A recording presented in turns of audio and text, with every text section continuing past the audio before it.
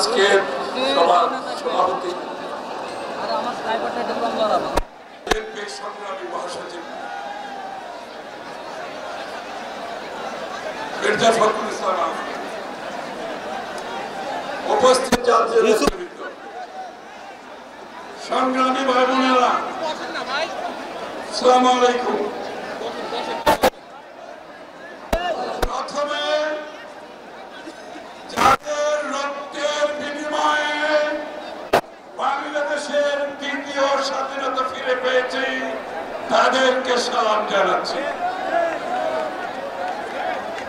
তাদের প্রতি গভীর ভালোবাসা জানাচ্ছি, শ্রদ্ধা জানাচ্ছি,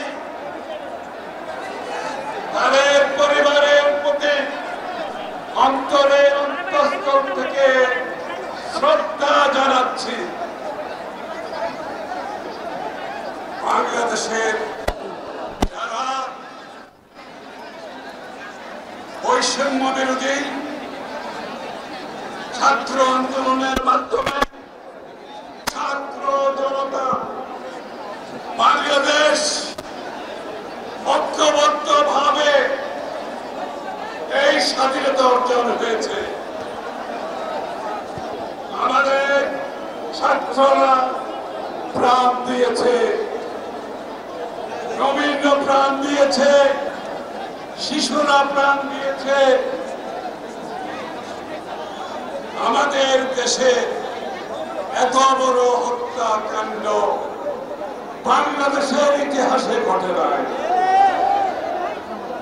এই হত্যাকাণ্ডে হত্যাযজ্ঞের যারা শিকার হয়েছে তারাই মূল নায়ক এই স্বাধীনতা অর্জনের পেছনে, তারা মূল নায়ক।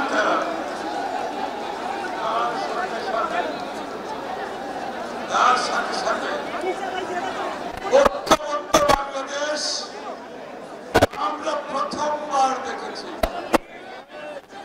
ঐক্যবদ্ধ আন্দোলন সমস্ত শ্রেণীর মানুষ, সর্বস্তরের মানুষ, সব ধর্মের মানুষ, সব পেশার মানুষ,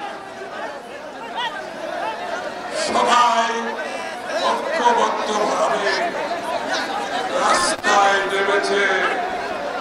এর মাঝামাঝি কিছু করার কোন সুযোগ নাই।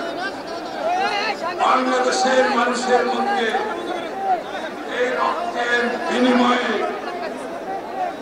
এই আত্মত্যাগের বিনিময়ে যে নতুন বাংলাদেশের চিত্র বাংলাদেশের মানুষ দেখতে চায়, সেটা তাদেরকে দিতে হবে।